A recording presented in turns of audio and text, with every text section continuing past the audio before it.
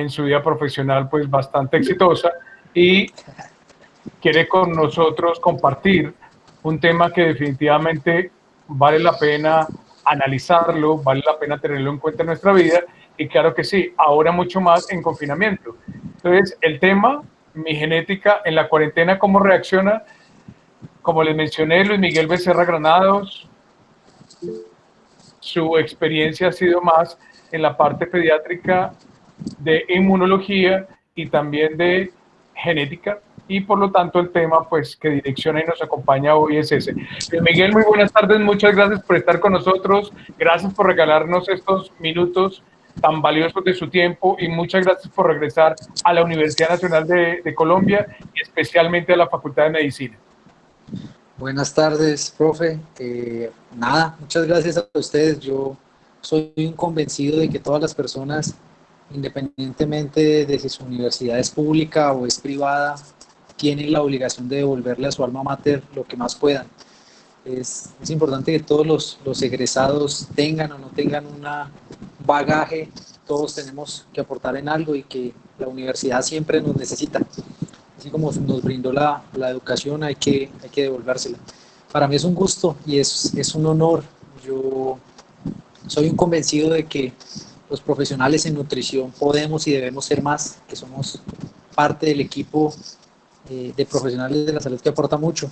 Y por eso he tratado de meterle un poquitico más a ciertos temas que parecieran no ser inherentes a los nutricionistas y a los profesionales de la salud en general, y uno de estos es la genética. Yo soy nutricionista pediátrico y soy subespecialista en inmunología digestiva, pero soy candidato a doctor en nutrigenética y nutrigenómica y he tratado de entender un poco cuál es la relación entre el estado nutricional y el proceso de alimentación y nutrición en conjunto con la genética. Durante este tiempo de aislamiento social obligatorio, es mucho más fácil decírselo hacia la población que decirle cuarentena, pues la verdad es que muchos temas se han dado sobre el estado nutricional, sobre inmunología, sobre actividad física, pero muy poco se ha hablado sobre genética. Y realmente hay una gran cantidad de información que nos ha demostrado que en tiempos cortos se pueden hacer múltiples cambios en la metilación del ADN, el empaquetamiento del ADN y sobre todo la transcripción de material genético. Entonces, a lo largo de la presentación, que va a ser cortica, vamos a ir viendo que muchas de las cosas en este aislamiento pueden ir cambiando dependiendo de nuestro actuar diario. Entonces, siguiente, por favor. Vale. Entonces, la mayoría de personas no tienen un conocimiento muy grande sobre genética, sino digamos que a grosos modos conocemos un poco de lo que en el argot popular hemos podido ver y lo que de nuestros pregrados se desprende. Para hablar de genética uno tiene que irse a la etimología de la palabra. Genética viene de genética. Este genéticos es una disgregación de entre engendrado o creado, el génesis, que es el nacimiento, y el ike, que es el estudio. Entonces, teóricamente, cuando nosotros hablamos de genética, hablamos es del nacimiento, del estudio, de todo aquello que se engendra o se crea y que de ahí en adelante va cambiando dependiendo de la secuenciación que nosotros vayamos dando de ese material genético. La genética esencialmente es un campo de la biología que estudia todo lo que tiene que ver con la herencia y que de la misma manera en la que estudia eso nos permite conocer cuál es el proceso de evolución del ser humano y cuáles son las características que se van transmitiendo de padres a hijos, y esto se ha visto, inclusive Sócrates tiene algunos, Hipócrates tiene algunos postulados, algunos estudios sobre las generalidades de esa transcripción genética.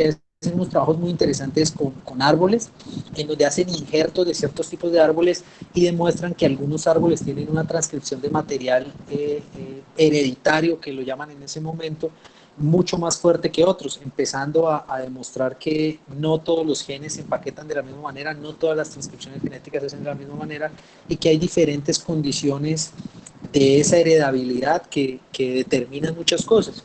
Hace unos 50 años nosotros creíamos que el ADN y que el empaquetamiento de los genes era estable, es decir, que lo que tú tenías al principio de tu vida se iba a mantener durante toda la vida, y lo que nosotros sabemos a raíz de los estudios de la doctora Pamela Hardy y de la doctora Catherine Hardy es que el ADN va cambiando y que la metilación del ADN se va modificando, el empaquetamiento genético va cambiando y que muchas de las condiciones que nosotros tenemos en el medio ambiente modifican el ADN de las personas y no se necesitan grandes tiempos ni se necesitan miles de años para que eso suceda. Algunos estudios, como lo vamos a ver dentro de la presentación, han demostrado que la actividad física puede cambiar la metilación de genes en 30 días. Es decir, que en periodos de cuarentena y en periodos de aislamiento social, la actividad física puede ser uno de los determinantes para que la epigenética y la genómica de las personas cambien y para que se puedan controlar ciertos tipos de disparadores genéticos que pueden llegar a ocurrir en este momento. Siguiente, por favor. Nosotros tenemos, para hablar de genética, tres cosas grandes o tres bloques importantes. La genética clásica, la genética molecular y la genética evolutiva. La clásica era la que hablaba sobre las leyes de la herencia, que era lo que yo les decía al principio de la presentación, lo de la estructura de los cromosomas y la división celular. La genética molecular tiene que habla ya es como la estructura del ADN y la transcripción de esa replicación celular, pero lo que nos atañe mucho más desde el estado nutricional y digamos desde todos estos cambios epigenéticos son las leyes de Hardy, la genética poblacional y lo último en investigación que nosotros tenemos, que es la nutrigenética y la nutrigenómica, que es cómo los nutrientes modulan los genes y cómo los genes modulan los nutrientes. A lo largo de la presentación veremos que el consumo de ciertos tipos de nutrientes hacen que la metilación y el empaquetamiento de genes se dé de una manera, pero que los genes también afectan la posibilidad y la razón por la cual ciertos tipos de nutrientes se metabolizan de cierta manera. Los estudios nos han demostrado que el consumo de alimentos que nosotros tenemos, dependiendo del libro que ustedes lo vean o de la publicación que ustedes lo vean, hablan entre el 30 y el 60% de la absorción de nutrientes, es decir, que de todo el 100% de alimentos que nosotros consumimos solamente pueden llegar a absorberse entre el 30 y el 60%. Parte de la razón por la cual nosotros como seres humanos no absorbemos todo lo que consumimos es por la nutrigenética y por la nutrigenómica y por esos cambios poblacionales que se han venido dando por las condiciones de vida. Lo que nosotros teníamos hace 50 años de material particulado en el aire es completamente diferente. Hemos visto en estos 30, 60 días de aislamiento que llevan la mayoría de países que el 30% de la capa de ozono se ha empezado a recuperar y que ha habido un cierre importante de algunas brechas en lo que tenía que ver con los rayos gamma y con la radiación ultravioleta en algunas poblaciones, disminuyendo con ello los índices de algunas enfermedades relacionadas con esto. Entonces lo que nosotros vemos es que así como el mundo se va recuperando poco a poco con tiempos pequeños en los cuales el ser humano deja de intervenir de manera drástica, el cuerpo del ser humano también cambia y se modifica con intervenciones que se pueden dar en el día a día. Siguiente, por favor. Para hablar de genética y hablar de cuarentena o de aislamiento se tiene que hablar de un concepto específico y no abordaremos todos los conceptos porque pues por tiempo es imposible, pero hay ciertas cosas que son sumamente importantes de hablar, como los genes ahorradores. Nosotros tenemos los genes ahorradores que se derivan de las investigaciones que hace la Escuela de Medicina de Stanford en el año 64. La Escuela de Stanford demuestra que nosotros tenemos unos genes específicos que han ido cambiando secuencialmente en el ser humano y que han ido cambiando dependiendo de cuando nosotros éramos nómadas y consumíamos alimentos a cuando ya instauramos la agricultura, nos volvemos unas poblaciones específicas de un lugar, nos sentamos poblacionalmente en un lugar y empezamos a tener una distribución alimentaria diferente y mucho más aún en los últimos 11, 12 años donde hemos visto aceleradamente los cambios demostrables en las investigaciones de los genes ahorradores. Al principio el ser humano en su desarrollo, al ser nómada, encontraba alimentación y en esos periodos de alimentación consumía todo lo que podía hasta estar completamente saciado y continuaba sus caminatas. En esos momentos genéticamente se predispuso que el ser humano debería almacenar esos nutrientes de una manera prioritaria, específicamente a base de tejido graso, y que debería permitir que eso se fuera gastando hasta volver a encontrar las nuevas fuentes de alimentos. Eso ocurría cuando éramos nómadas. Cuando nosotros encontramos ya un asentamiento urbano y empezamos a cambiar digamos que los patrones de consumo de alimentos, ese gen ahorrador se disloca. ¿Qué se disloca? la posibilidad que tiene el gen ahorrador de permitirnos tener ese depósito de grasa para un tiempo superior, y entonces el hecho del cambio en la alimentación y el hecho del cambio en el movimiento en el ser humano hace que el gen ahorrador determine de parte biológica los cambios en el proceso de absorción, los cambios en el proceso de metilación de genes y la cantidad de tejido graso que nosotros podemos llegar a tener. Entonces, el gen ahorrador es una de las principales razones por las cuales algunas personas tienden a subir de peso más o a subir de peso menos. Una de las cosas importantes en el gen ahorrador es la capacidad que se tiene de creación celular. Es muy riesgoso y grave que los niños tengan obesidad porque en los tiempos menores, en las personas menores de 18 años, generalmente en los menores de 10 años, hay una alta replicación celular, es decir, hay una gran cantidad de hiperplasia. O sea, la hiperplasia es el crecimiento celular acelerado. Entonces, lo que nosotros sabemos es que el tejido adiposo, los adipocitos no se pueden destruir. Los adipocitos se abren, se consolidan, se cierran y se inactivan, pero no se destruyen. La única manera de extraerlos es con un proceso quirúrgico, que puede ser una liposucción o una lipólisis láser. Lo que nosotros vemos aquí es la relación de por qué algunas personas suben de peso más que otras. Eso está relacionado con el gen ahorrador y con la obesidad en los niños o a temprana edad. Cuando el niño tiende a tener obesidad a temprana edad, la hiperplasia, la celularidad más grande hace que se creen muchos adipocitos. En los adultos, el crecimiento de las células grasas no es hiperplásico, sino hipertrófico, es decir, se crece en tamaño. Por eso algunas personas tienden a tener periodos muy cortos de alimentación muy inadecuada y suben mucho de peso, y otras personas no. ¿Por qué? Por la cantidad de tejido adiposo que se ha creado en celularidad, específicamente en años tempranos, que está muy relacionado con ese genotipo ahorrador. Algunos estudios han demostrado que personas que realizan actividad física desde temprana edades menores de 10 años, y que la realizan con una regularidad importante, ha demostrado que el genotipo ahorrador se inactiva. ¿Qué quiere decir? Que es menos probable que esa persona suba de peso o gane mucho más tejido adiposo en comparación con otra persona que no ha realizado actividad física. Entonces, este gen ahorrador sí tiene que ver con la relación del estado nutricional y la capacidad que tienen algunas personas, sobre todo en estos periodos de aislamiento, de poder subir o bajar de peso con mayor facilidad. Siguiente, por favor. La actividad física, y en estos momentos nosotros vemos que hay muchas personas que están fomentando la actividad física dentro del hogar. Entonces la pregunta sería esencialmente si realmente esa actividad física puede cambiar mi genoma y la metilación del ADN.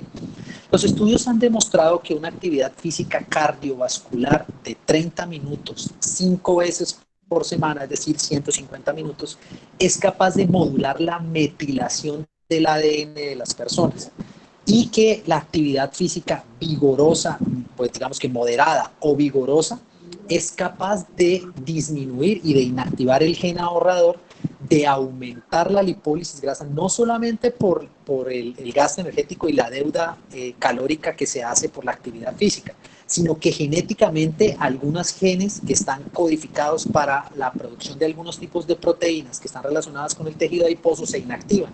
Es decir, que la actividad física en un tiempo de 30 minutos, 5 veces por semana, sí puede cambiar el genoma de las personas y puede cambiar realmente el ADN y la transcripción de ese ADN. Se recomienda que este tipo de actividad física se realice de manera regular y se realice de manera dirigida. Yo personalmente soy nutricionista clínico pediátrico, no prescribo regímenes de actividad física, prefiero que lo hagan los nutricionistas deportivos o los fisioterapeutas o los médicos deportólogos, que son personas que se han realmente entrenado para ello. Entonces mi recomendación, pues muy respetuosa, es tratar de dejar que las personas que saben hacerlo lo hagan. Y nosotros dedicarnos tal vez a algunas otras condiciones como el patrón alimentario, la suplementación, la medicación, los suplementos, todo lo que tiene que ver inherente a ello, pero el tipo de actividad física, la carga y todo, preferiblemente dejarlo a personas que se hayan especializado en deporte, que es mucho más adecuado. ¿Por qué? Porque el índice de lesión es mucho menor, porque la carga osteomuscular de los pacientes no es la misma. Inclusive, algunos estudios han demostrado que la manera más rápida en las personas de hacer un cambio genómico y del tejido adiposo es realizando actividad física al 70% de su frecuencia cardíaca máxima. Es decir, que la frecuencia cardíaca máxima se mide a 220 latidos por minuto menos la edad. Entonces, esta es una relación que se debe tomar importante para cuando se hace actividad cardiovascular, que ha demostrado, como les digo, cambios en el genoma, cambios en la transcripción celular y una diferenciación en la metilación. Siguiente, por favor. En estos momentos nosotros vemos que la mayoría de personas tienen diferentes condiciones por las cuales están en un aislamiento social obligatorio. Las personas en embarazo son personas susceptibles a la transcripción genética de manera diferencial. Este es un estudio, una revisión sistemática que demostraba que la obesidad parental modifica la epigenética de la descendencia. Nosotros antes creíamos que el manejo preconcepcional era únicamente de la madre. Lo que nosotros sabemos en este momento es que el semen de la obesidad carga genéticamente al niño y aumenta en 50% la resistencia a la insulina en los primeros 5 años de vida. Entonces nosotros vemos niños muy obesos en alguna ocasión y solamente nos relacionamos con el patrón de ingesta de la alimentación del paciente, pero no, si nosotros lo vemos desde la parte epigenética y desde la parte del genoma del paciente, puede estar relacionado con el estado nutricional del padre y con ese empaquetamiento de genes que se puede dar en los primeros momentos de la vida. Lo que nosotros sabemos también aquí es que la obesidad materna induce, no solamente para lo que nosotros hemos visto en muchos estudios, que no lo vamos a repetir aquí, resistencia tisular a la insulina, parto prematuro, restricción del crecimiento intrauterino, o macrosomía, obesidad en los primeros 5 años de vida, trastornos osteomusculares. Algunos estudios han relacionado la obesidad materna con la probabilidad de enfermedades del sistema inmunológico, asma, rinitis, enfermedades como los síndromes de fiebre reumática, síndromes de fiebre recurrente por la cantidad de interleuquinas que se producen. Entonces hay múltiples condiciones que determinan que el cambio genético en los pacientes se determina por el estado nutricional de la madre. Por eso la Organización Mundial de la Salud en el año 2012 saca unos conceptos específicamente sobre esto, donde indica que el estado nutricional de la madre es tal vez el factor más importante, el peso de la madre es tal vez el factor más importante para prevenir 9 de cada 10 enfermedades que se den en los primeros años de vida. Siguiente, por favor.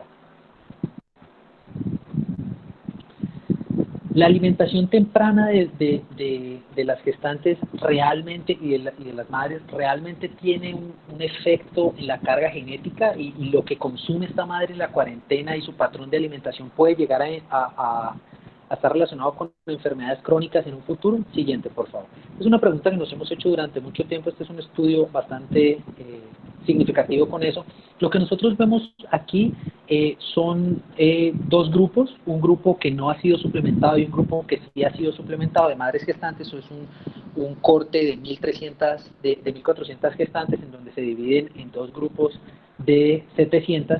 Y a esas 700 con suplementación se demuestra que la metilación de genes es mucho más efectiva y mucho más adecuada cuando han sido suplementadas con ciertos tipos de micronutrientes a cuando no. Una de las razones por las cuales se debería suplementar ácido fólico y ácidos grasos omega 3, específicamente DHA, en los momentos de la gestación, permitiendo que esa madre metile los genes de manera adecuada y empaquete los genes de manera adecuada para que la transcripción genética de su feto sea mucho mejor. Es decir, que en estos momentos de cuarentena, en una mujer en embarazo, es sumamente importante continuar la suplementación.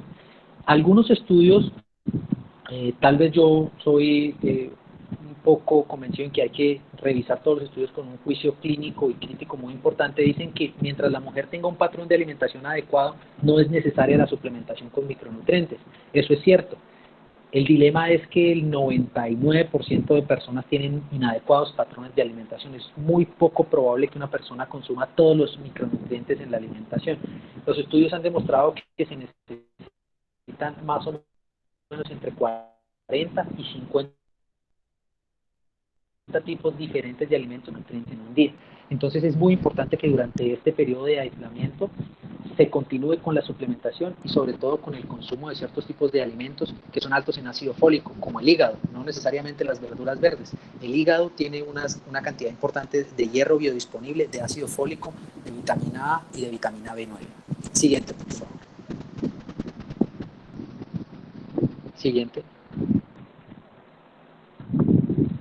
Entonces, refiriéndonos al estado nutricional del padre en la obesidad parental y en el estado nutricional, también es importante que evaluemos qué pasa con ese estado nutricional del padre, porque muchos, digamos que de los momentos del estado nutricional futuro de ese niño dependen de la carga nutricional del padre. Nosotros sabemos que cuando el padre de ese paciente tiene obesidad, hay mayor expresión de ciertos tipos de genes que son disparadores para enfermedades inmunológicas. Que cuando el adulto tiene, el padre de ese niño pasa de una obesidad grado 2 a una obesidad grado 3, una obesidad ya mórbida, aumenta y duplica la posibilidad de que se disparen unos oncogenes específicos para cáncer de próstata, para cáncer de ovario, para cáncer de colon y para cáncer de estómago. Es decir, que hay múltiples estudios que han demostrado que la obesidad del padre condiciona cáncer en un futuro en los pacientes en ciertos momentos de edad. Entonces, durante esta cuarentena, mantener el estado nutricional del padre es sumamente importante. ¿Por qué? Porque hay que dejar de entender que el manejo preconcepcional es solamente de la madre, o sea que única y exclusivamente tiene que ser la mamá la que se cuide en su estado nutricional y en su estado de salud para tener un hijo con menor probabilidad de disparos de oncogenes. El padre también lo tiene que hacer, y en el manejo preconcepcional nosotros ahora recomendamos que el padre tiene que entrar también en un estado nutricional adecuado, tiene que dejar obviamente el tabaco. Se ha encontrado que puede llegar a disminuir hasta 80% la calidad del semen y el material genético del tabaquismo, sobre todo cuando el tabaquismo tiene unos factores de por lo menos entre 5 y 6 cigarrillos al día. Siguiente, por favor. ¿Qué pasa con el origen fetal de las enfermedades? ¿Es realmente cierto que el estado nutricional dentro y las condiciones dentro de el líquido amniótico dentro de la placenta de la madre determinan diferentes factores? Sí. Nosotros tenemos una hipótesis que se llama la hipótesis de Barker. Teóricamente la hipótesis de Barker no es un diagnóstico, no es que nosotros digamos el niño tiene hipótesis de Barker, sino que es una hipótesis epidemiológica que ha demostrado que hay una relación específica entre los niños que tienen bajo peso al nacer o que fueron parto pretérmino con hasta el doble o el triple de factor de riesgo o de riesgo relativo mayor de sufrir de obesidad y de enfermedades crónicas no transmisibles en el futuro. En estos momentos de cuarentena, de aislamiento social obligatorio, es muy importante que el estado nutricional de la madre se mantenga lo más estable posible y puede realizar actividad física. Los protocolos de la Asociación Americana de Ginecología recomiendan que la gestante realice actividad física por lo menos entre 2 y 3 veces por semana. Como les digo, siempre dirigidos de un profesional, un fisioterapeuta, un médico deportólogo, un nutricionista deportivo, que sepan realmente sobre actividad física, que puedan llevar al paciente a una efectividad tanto y una seguridad también en su ritmo cardíaco, en sus cargas osteomusculares. Pero sí es importante mantener ese estado nutricional de manera adecuada, porque la mayoría de enfermedades que nosotros vemos en el adulto podemos rastrearlas hasta la etapa fetal. Inclusive lo que tenemos de investigación en los últimos 5 años ha demostrado que el uso de ciertos tipos de antibióticos, por ejemplo la penicilina, en las últimas 18 semanas del embarazo afecta a las bacterias intestinales del feto, y eso puede ser rastreado hasta la adultez. Es decir, en este momento nosotros podemos solicitar un recuento de bacterias probióticas del adulto y saber si su madre si a su madre se le prescribieron antibióticos, sobre todo penicilinas, en los últimos 18 semanas de gestación. Es una cicatriz que queda ahí. Exactamente lo mismo pasa con los genes. Cuando nosotros alteramos la diferenciación celular o la empaquetación o la metilación de genes en algún momento, esas son cicatrices que yo puedo rastrear hasta el futuro. Entonces, en esta época de cuarentena es muy importante que puedan evaluar eso, que en todas las mujeres embarazadas o en todas las personas que van a decidir tener un bebé en esta época de aislamiento social obligatorio, tengan mucho cuidado con la alimentación, mucho con la suplementación y sobre todo tener las condiciones epigenéticas más estables posibles. Siguiente. Hay diferentes estudios que han demostrado que el peso de las personas está relacionado con diferentes enfermedades. Es decir, que el estado nutricional de las personas condiciona para el disparo de algunas enfermedades. Se sabe que los pacientes que nacen con bajo peso o baja talla al nacer están relacionados con la presencia de alergias, de apoplejías, de bronquitis, de esquizofrenia, de talla baja, de hipertensión, de obesidad, de síndromes de ovario poliquístico y de síndromes metabólicos o de diabetes mellitus tipo 2. Siguiente, por favor.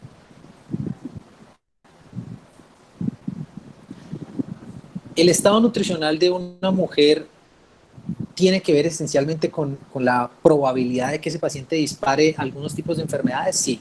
Pacientes que han nacido de 2.240 gramos hacia abajo tienen un riesgo relativo de 1.5 más de sufrir de una enfermedad cardíaca y de 2.3 de una apoplejía.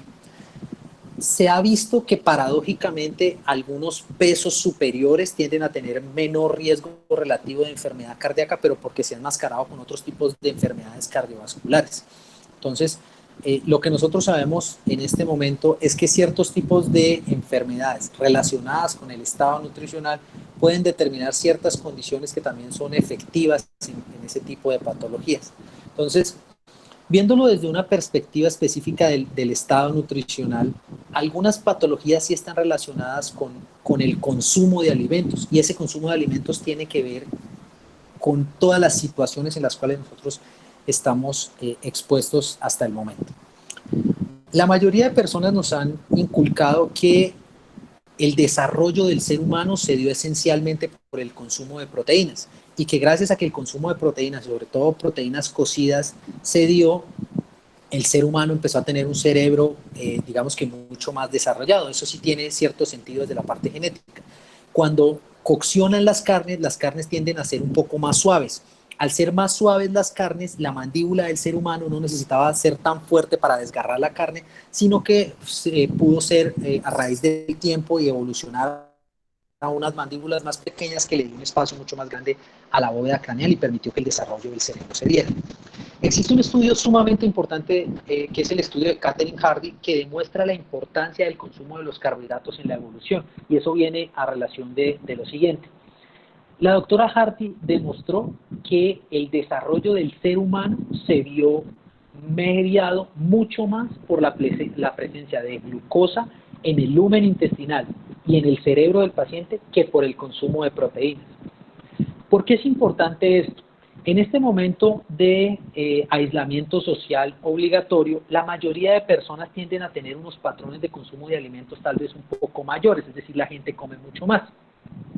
Y algunas de las recomendaciones muy erradas de algunas personas que no conocen sobre alimentación y nutrición, recomiendan suprimir los carbohidratos, y que al suprimir los carbohidratos el paciente puede conservar su peso o puede mejorar su estado nutricional. Se sabe que ningún ser humano debe consumir menos de 130 gramos de carbohidratos al día, porque se empiezan a afectar los procesos metabólicos. Entonces, la recomendación general en lo que tiene que ver con metilación de genes y con alimentación en este momento es no suprimir los carbohidratos por completo. Preferiblemente los carbohidratos complejos ayudan a la regulación de la absorción de la glucosa, tienden a tener unos procesos de absorción diferenciales a los carbohidratos simples y tienden a tener una diferencia con otros tipos de alimentos.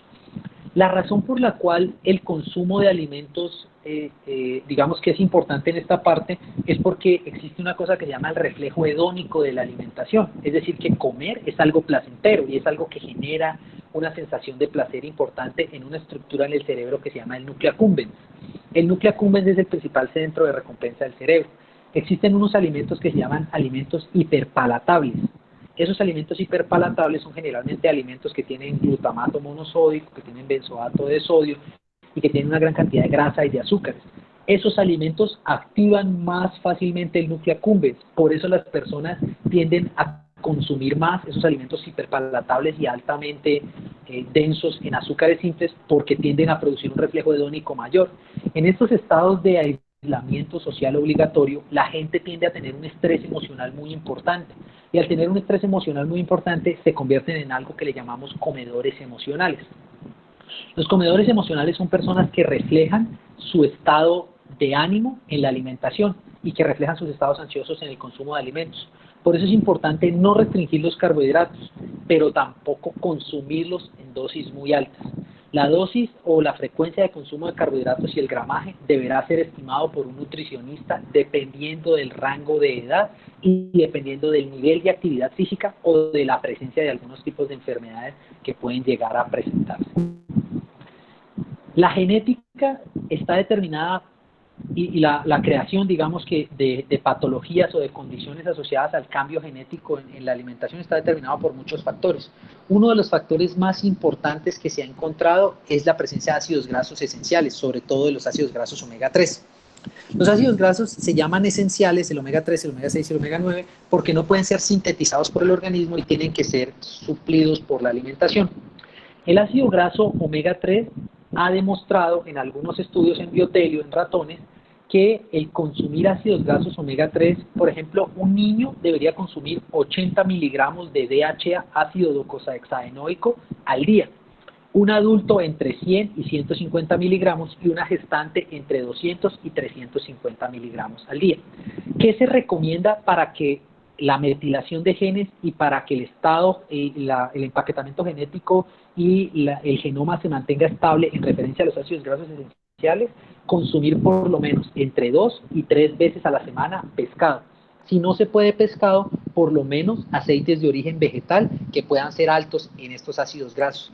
Los aceites que más ácidos grasos omega 3 tienen son el aceite de lino, el aceite de colza, el aceite de girasol y el aceite de canola. Los ácidos grasos presentes en el aceite de oliva son ácidos grasos omega 6 y omega 9. Entonces, la recomendación general es mezclar los aceites de canola con los aceites de oliva, recordar que estos aceites generalmente se deben consumir en frío, porque se llaman aceites de primera presión en frío, que no deben calentarse para que mantengan estables sus ácidos grasos esenciales. Entonces, una manera muy sencilla de poder mantener estable los genes es el consumo de pescado o de aceites de origen vegetal, que sean altos en ácidos grasos omega 3. Otra de las condiciones que se nos ve afectada, ya para ir finalizando, en lo que tiene que ver con la estabilidad específica de los genes y la alimentación, es lo que tiene que ver con el ciclo circadiano de las hormonas.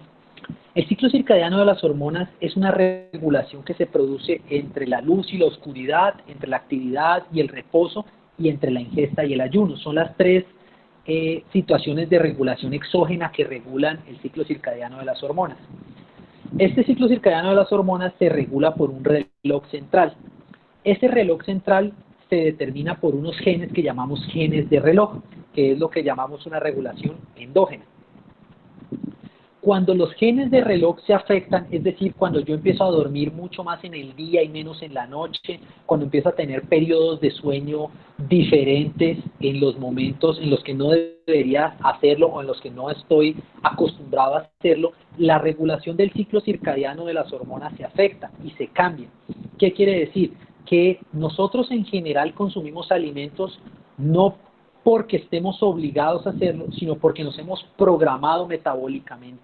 Nosotros en general en Colombia desayunamos entre 7 y 9, comemos un refrigerio entre 10 y 11, almorzamos entre 12 y 1, refrigerio de la tarde entre 3 y 4 y una comida entre 7 y 8, es lo en general.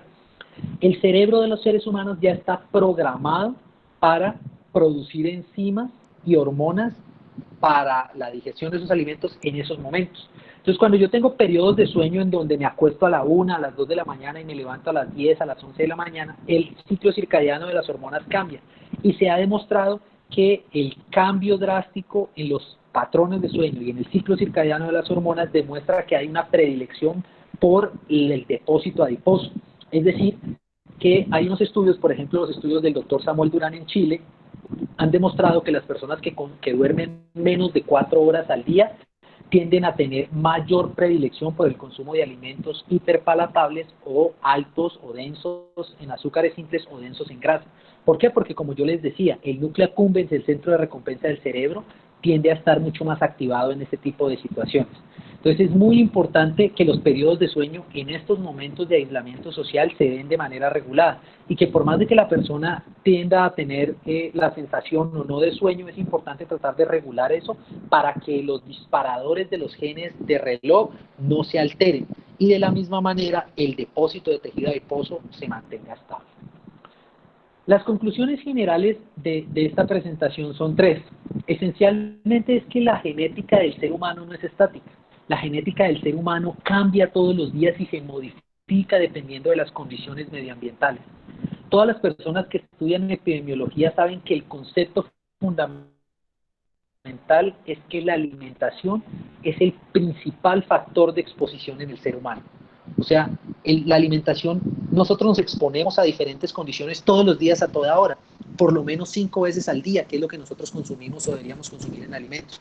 Entonces, regular la alimentación es regular el factor de exposición epidemiológicamente hablando en las personas.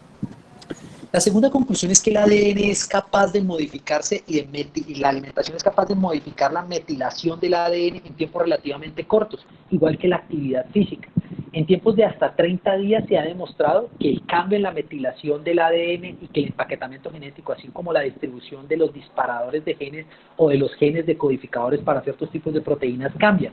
Es decir, que toda persona que realice actividad física regularmente y tenga una alimentación adecuada puede modificar su genoma y puede modificar sus disparadores o sus proteínas o modificar las secuencias de proteínas que están decodificadas para ciertos tipos de condiciones.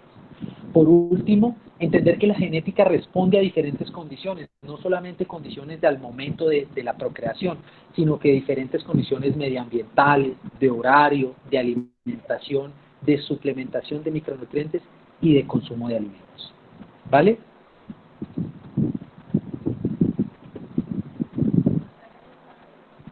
Bueno. Y eso es todo.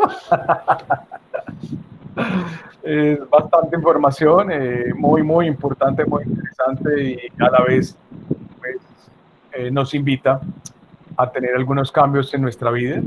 Y ya muchos de los participantes están interesados en tener unas respuestas a sus preguntas. Muy bien, entonces Luis Miguel, mil gracias por estos 30 minutos, 30 y algo.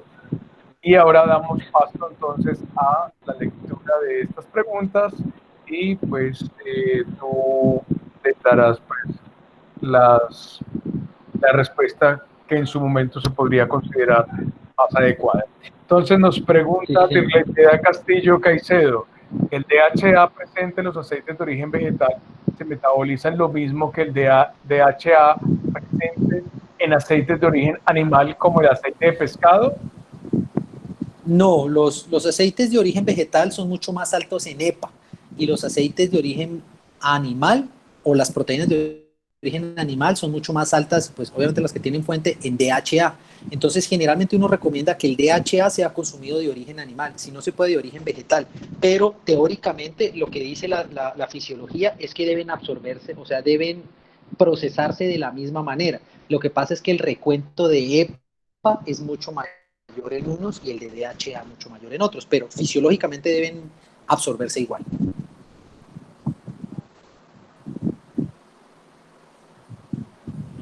No se escucha. Sí. Dirley nos vuelve a preguntar. La genética, perdón un momentito. La genética del peso al nacimiento tiene una mayor importancia que la nutrición de la madre en la gestación. Pues teóricamente una está relacionada con la otra. La alimentación de la madre es la que modula la transcripción genética del feto. Obviamente las mismas características por las leyes de Hardy de la genética dicen que el material genético deriva del empaquetamiento de los genes. Es decir, que los cromosomas de los padres son los que determinan el fenotipo que se vaya a dar. Pero sí se relaciona que la alimentación de la madre puede determinar el cambio en el fenotipo. Muy bien. Por favor, las personas que tienen la cámara abierta, cerrarla porque esto lleva a que sea mucho más lenta la transmisión, por favor. Bueno, hablándolo en otros términos, mientras nos hacen otro tipo de preguntas, si nosotros hablamos de forma mucho más sencilla, podemos hablar que si una mamá está en sobrepeso o en obesidad, es muy probable que el niño en edades tempranas o cuando esté adolescente también tenga sobrepeso y obesidad. Sí, señor. El riesgo relativo es de 1.5 veces más la probabilidad de sufrir de obesidad en menores de 9 años, cuando el índice de masa corporal de la madre supera los 30. Bueno, en estos momentos de confinamiento, pues las familias en su momento están cambiando hábitos, esa es la teoría, o en su momento están aprovechando para hacer mejorar sus hábitos en términos de la información que en su momento pueden encontrar en redes sociales, a través de estos espacios de plataformas con información responsable. ¿Cuál sería la recomendación más adecuada para las familias colombianas en términos de confinamiento y cómo podríamos, que ya vamos a cumplir 4 semanas de cuarentena, cuál sería como la recomendación más grande en términos de la compra de alimentos, como por empezar a tratar de modular esa respuesta genética? Bueno, entender que los 3 nutrientes más importantes en lo que tiene que ver con modulación genética son los ácidos grasos omega 3, las proteínas, bueno, serían 4, el ácido fólico y el zinc, serían los 4 nutrientes. Lo primero que yo haría para modular la respuesta genética es hacer una lista de alimentos que tuvieran ese tipo de nutrientes. Casi todos están en proteínas de origen animal, cereales enteros, lácteos, frutas y verduras. Siempre la recomendación inicial para todas las personas es lo primero que haga al comprar es hacer una lista, y jamás vayan a hacer mercado con hambre. Los estudios han demostrado que las personas que van a hacer, digamos que la compra de alimentos y no han consumido alimentos pueden llegar a consumir hasta un 35% más del valor calórico total en general. Entonces, lo primero sería ser consciente de los alimentos que necesito. Lo segundo sería hacer una lista. Lo tercero sería nunca ir a hacer mercado con hambre. Lo cuarto sería iniciar con lo más importante, las frutas y las verduras. Es lo primero que uno debe comprar en el mercado. Y por último, los alimentos que necesitan cadena de frío para tratar de romperlos lo menos posible. El consumo preferido de pescado en proporción de otros tipos de proteínas de origen animal es muy, muy importante. Tratar de hacer una lista de las preparaciones que yo quisiera hacer. La mayoría de personas en Colombia, desafortunadamente, nos levantamos y miramos qué vamos a comer hoy. Pero cuando uno estructura un poco más el qué voy a hacer yo hoy, qué voy a hacer mañana, qué alimentos necesito para esto y para lo otro, voy dejando menos al libre albedrío qué voy a hacer y voy estructurando un poco más. Otra cosa sumamente importante para la compra de alimentos es tratar de que cuando usted los prepare, mi recomendación general, aunque parece muy tonta al principio, es utilicen platos verdes. Cuando el cerebro procesa que el plato es verde, las verduras generalmente también son verdes. Entonces el cerebro tiende a tener un tiempo mucho más grande para darse cuenta de que tiene la porción ideal. Por eso es que la mayoría de gente come tanto arroz, porque los platos generalmente son blancos. Entonces los estudios han demostrado que el contraste en el plato hace que sea mucho más sencillo que los alimentos del color del plato se consuman en mayor cantidad que los alimentos que hacen contraste. Por eso si yo sirvo verduras en un plato blanco tiendo a ver el contraste mayor. Gracias. Un paréntesis, la señora Rosa y Marta, cerrar sus videos, por favor. Por favor, las vemos muy bellas en la cámara, pero necesitamos que cierren sus videos para que fluya la transmisión. Bueno, para las personas que no saben dónde se alojan los... Ahí me están haciendo risitas. Cierra, por favor, el video. Marta, ciérralo, por favor. Y no me lo cierra, Dios santo. Bueno, el audio ciérralo, por favor, también, Marta. Bueno, los videos que quedan grabados de todas las intervenciones de nuestros especialistas están en el canal YouTube de la Facultad de Medicina. Por favor, lo buscan en YouTube y inmediatamente ya ahí encuentran todos los videos que hemos tenido desde la primera, cuando arrancó el programa. Bueno, otra pregunta. ¿Cómo se manejarían estas recomendaciones de consumo de alimentos para personas vegetarianas? Bueno, hay un artículo muy interesante en Cielo que se llama Ventajas y desventajas del vegetarianismo.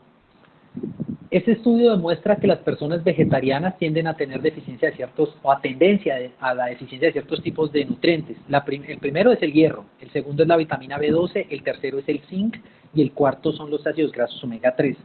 Yo recomiendo en mis pacientes menores de 18 años, todos los pacientes que son veganos, porque los ovo-lacto-vegetarianos y los lacto-vegetarianos son más sencillos de manejar, suplementarlos con ácidos grasos omega 3. Yo le doy de 1 a 2 gramos de ácidos grasos omega 3, preferiblemente con 120 miligramos de DHA en cada tableta al día.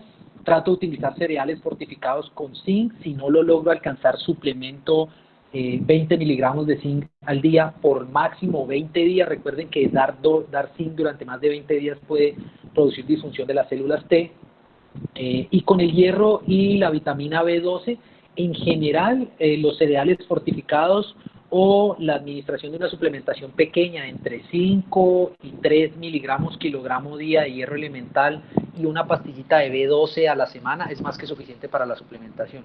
Pero sí hay algunos estudios que han demostrado que la metilación de genes en personas vegetarianas es más deficiente que en personas omnívoras. Ok, ¿eso es positivo o negativo? Yo pensaría que es negativo. Ok, muy bien. Hay un debate grande alrededor de ese tema, ¿no? Respecto a que soy vegano, vegetariano u omnívoro. Luz Medina nos pregunta, ¿cómo reacciona la genética de los antojos o ganas de comer de determinada comida, o esto es psicológico en la gestación?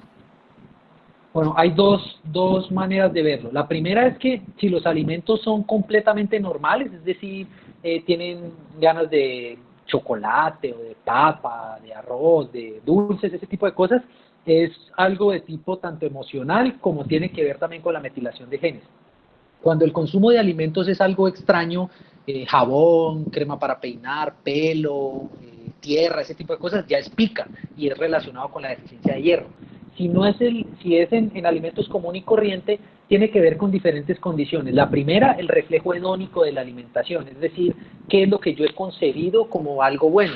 Si a mí desde niño me dicen, si se comen las verduras le compro un helado, teóricamente yo me programo metabólicamente para que el helado y mentalmente para que el helado es una recompensa a algo que yo necesito o algo que yo debo hacer. Entonces, cuando yo tengo un reflejo hedónico de la alimentación, pues me voy más sobre ese tipo de condicionantes de tipo mental. Otros de los estudios han demostrado que las personas que consumen deficientemente, las gestantes que consumen deficientemente ácidos grasos omega 3 en el embarazo, tienden a tener hijos que su núcleo ventromedial y su núcleo paraventricular, los dos responsables de la regulación del apetito, se activen menos. Es decir, que son personas que tienden a comer más compulsivamente. Entonces, depende del tipo de alimento, si es por deficiencia de hierro o si es reflejo hedónico, sí tiene que ver con la alimentación y responde a reflejos emocionales y genéticos. Algo que se cuestiona muchísimo es que los niños aprenden de los hábitos de los adultos. La probabilidad sé que es muy alta acerca de que hay unos padres de sobrepeso u obesidad, pues el niño es probable que sea o tenga sobrepeso u obesidad. ¿Podríamos cambiar eso en el niño si en su momento los padres mantienen un sobrepeso u obesidad? Sí, señor. Inclusive hay algunos estudios recientes, todavía preliminares, desafortunadamente digamos que se necesita más información al respecto, que han demostrado que el cambio en por lo menos una desviación estándar del índice de masa corporal de los padres puede determinar hasta un 50% más de probabilidades de enfermedades crónicas no transmisibles en los niños. Es decir, si yo soy un padre con un índice de masa corporal de 35 y lo reduzco a 30, digamos que una desviación estándar, puedo llegar a disminuir en 50% el riesgo de que mi hijo sufra de una enfermedad crónica no transmisible. Entonces, ¿cómo se hace eso? Se hace mediante el proceso del aprendizaje. Entre los 2 y los 3 años de vida es cuando se consolidan los hábitos de alimentación en los niños. Este es un periodo sumamente importante. Entonces, si yo veo niños entre los 2 y los 3 años de vida que comen verduras, seguramente será un adulto que come verduras. Pero si el niño ve que los papás tienen una alimentación muy inadecuada, esos mismos hábitos son los que crearán y por eso es que se producen las patologías en el adulto, por los hábitos de alimentación aprendidos. Jesús Nazaret nos pregunta, ¿la alimentación puede determinar el sexo del bebé? No, la alimentación no. existe unos estudios de la Asociación Americana de Ginecología y de Medicina Materno-Fetal que encontró que el semen con un cromosoma Y se desnaturaliza o pierde su actividad después de 36 horas. ¿Qué quiere decir? Por ejemplo, nosotros hicimos un trabajo para una clínica de reproducción. En la clínica de reproducción, digamos que recomendaban, si lo que quiere la mujer y el hombre es tener un niño varón, se recomienda que la eyaculación se dé entre el momento de la ovulación y máximo 36 horas. Si lo que se quiere tener es una niña, entonces se deben esperar 36 horas a la ovulación y de ahí en adelante la eyaculación. ¿Sí me hago entender? O sea, el semen del hombre con un cromosoma Y dura hasta 36 horas vivo dentro del canal vaginal. Entonces la probabilidad de que sea hombre es alta. Si la eyaculación se da 36 horas después, ya la probabilidad de que sea mujer es el doble o el triple. Entonces sí existe una manera de modificar teóricamente la posibilidad de que sea hombre o mujer, pero no es con la alimentación, sino con el tiempo de la ovulación y la eyaculación. Muy bien. Karen Trujillo, bueno, ella está solicitando bibliografía. Karen, por favor, buscar el perfil de Luis Miguel Becerra en diferentes redes sociales. Bueno, generalmente, y pues como para dar unas recomendaciones muy en sitio frente a la alimentación, ¿cuáles serían los mejores alimentos entonces como para nosotros hacer una modificación genética de eso, de ese riesgo que tenemos de padecer enfermedades crónicas? Bueno, el primero sería esencialmente el pescado, por el DHA. Lo que pasa es que lo que sucede es que la mayoría de personas piensan que solamente se debe consumir salmón por el DHA. Si nosotros lo vemos desde la parte alimentaria en ciencia y tecnología de alimentos, las sardinas tienen 1.380 miligramos de DHA por cada 100 gramos de producto. Es decir, que no necesariamente yo tengo que consumir salmón, sino que hay otros tipos de alimentos que tienen DHA, como las sardinas. Si no lo quiero consumir de alimentos de origen animal, puedo consumirlo de alimentos de origen vegetal, aunque tendrá una menor proporción de DHA y más de EPA, pero igual sirve, que serían los aceites de origen vegetal, canola, lino, colza y girasol. El consumo sumamente importante de frutas y verduras. La recomendación de la OMS es de 5 porciones entre frutas y verduras. Uno debería consumir frutas en el desayuno, fruta en la media mañana y fruta en la media tarde mínimo, y verduras en el almuerzo y verduras en la comida mínimo. Pero hay una nueva corriente que está recomendando 10 porciones entre frutas y verduras al día. Entonces uno debería consumir fruta en los 5 porciones, en los 5 tiempos de comida, y una porción de verduras también en los 5 tiempos de comida. Yo les recomendaría muy frecuentemente el consumo de cereales enteros, cereales como la quinoa, el sorgo, el centeno, el trigo, el salvado, que son cereales de una cantidad de selenio, de magnesio y de molibdeno muy buena, que sirven también para la metilación. Los cereales fortificados también con zinc es una muy buena recomendación.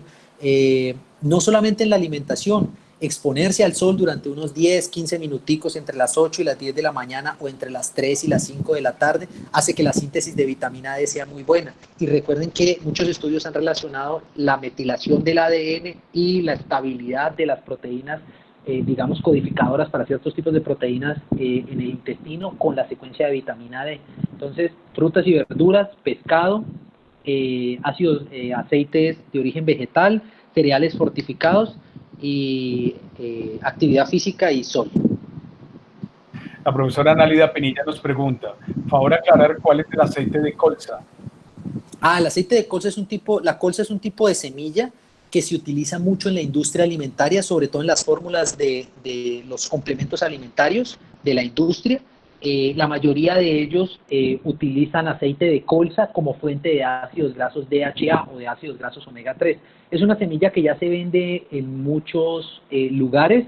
Es una semilla muy parecida a las semillas de lino, que son semillas un poco más grandes con unas estructuras, digamos que circulares en la parte cuando están muy bueno, no están maduras, y cuando son ya maduras, generalmente son unas más ovoides. Entonces, así uno sabe, uno recomienda más que las consuman cuando ya están maduras, que son ovoides, que es cuando la cantidad de DHA es mucho mayor.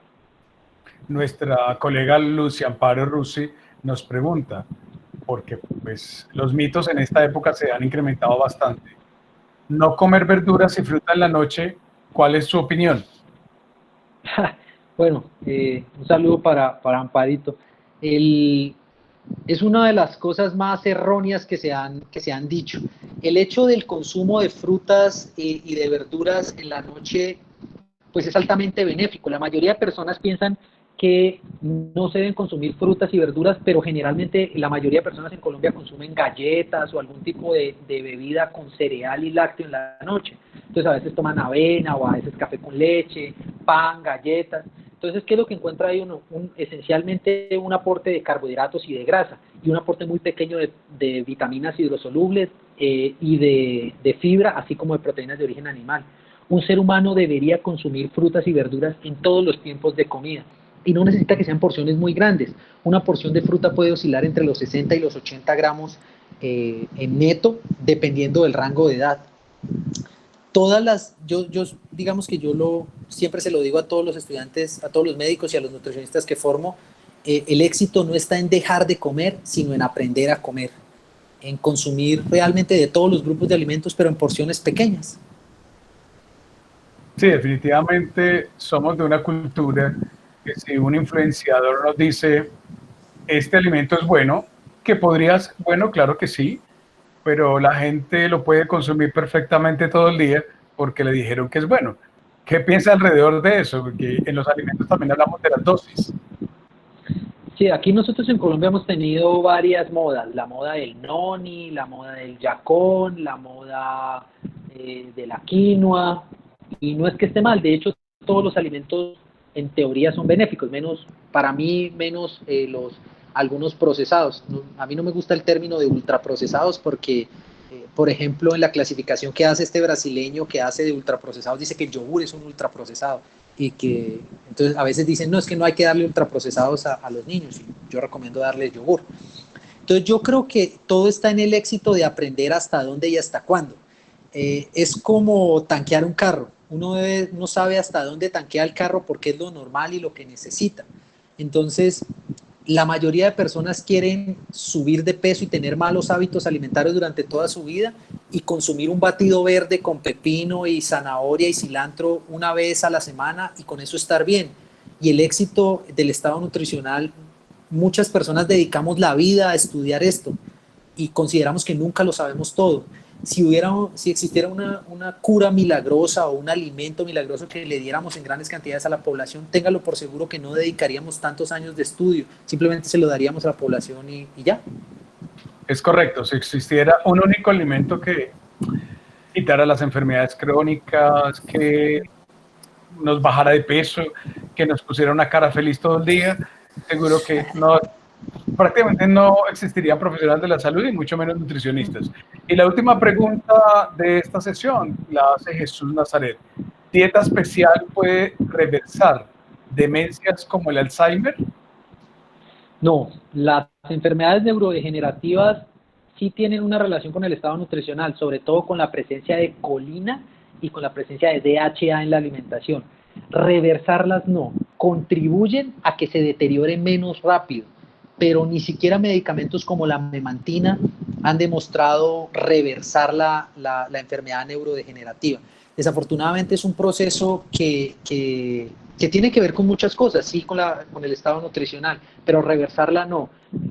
La terapia nutricional es un coayudante con la terapia farmacológica y la terapia conductual. Ahí entra el terapeuta ocupacional, entra el fonoaudiólogo, entra el fisioterapeuta, entran todas las otras terapias adicionales para ayudar a que la enfermedad sea menos agresiva en un tiempo muy corto, pero reversarla desafortunadamente es imposible. Bueno, y ya la última pregunta por ser la colega Lucy Amparo. ¿Hay otro mito en el de la combinación de frutas y verduras o entre ellas mismas? ¿Qué opina usted? Bueno, esa teoría de que no se deben mezclar los ácidos con los básicos es una teoría que viene de la dieta Montignac. Montignac es una persona que sufrió de sobrepeso. Él no es profesional de la salud. De hecho, él es un publicista que tiene experiencia en farmacéuticas. Él hace esta dieta o este tratamiento que él mismo se inventa. Entonces él concluye que no deberían mezclarse los ácidos con los básicos, que porque es inadecuado. Se llama dieta Montignac. Carece de toda, digamos, relación fisiológica, porque esencialmente cuando yo consumo los alimentos todos llegan al estómago. La función esencial del estómago es una función mezcladora donde se genera el quimo gástrico. El pH de un adulto es entre 1.5 y 2.5 y el pH de un recién nacido es entre 6 y 8. Entonces, consumir ácidos y consumir básicos al mismo tiempo no tiene ninguna relación, porque el pH del estómago se va a mantener estable por la presencia de ácido clorhídrico y se regula por la cantidad de bicarbonato. Entonces yo puedo consumir ácidos y consumir básicos al mismo momento, porque todos se van a triturar en la boca, se van a volver el bolo alimenticio, y cuando lleguen al estómago se van a volver una masa pastosa que se llama quimo gástrico y que siempre mantiene el mismo pH, independientemente de que lo que yo haya comido haya sido ácido o básico. Teóricamente el pH del estómago tiene que mantenerse en unos rangos estables. Sí, definitivamente el estar cambiando el patrón alimentario que nos enseñó la mamá y la abuela, ¿cierto? En cuanto a que hay que comer verduras todo el día y que hacemos caras, pues definitivamente no ha sido la mejor solución. Y pues prácticamente hemos cambiado nuestro sistema digestivo, la respuesta de nuestro sistema endocrino, etcétera, y pues no es lo mejor. Bueno, siendo respetuosos con el tiempo, Luis Miguel, mil gracias por haber aceptado este espacio, por volver a la Universidad Nacional, así sea virtualmente, y tenerlo con nosotros, y pues esta es su casa. Y a todos los participantes, gracias por haber escuchado a Luis Miguel, por estar en nuestro programa Salud Unal Contigo. Recuerden que todos los días estamos a las 8, 11 de la mañana y 5 de la tarde con especialistas e información responsable. Buena tarde para todos y sigan siendo felices. Chao, gracias a todos y un abrazo gigante. Muchas gracias, profe. Es un honor de verdad para mí devolver un poquitico de todo lo que la universidad me dio. Un abrazo gigante para todos y muchas gracias. Amén. Adiós.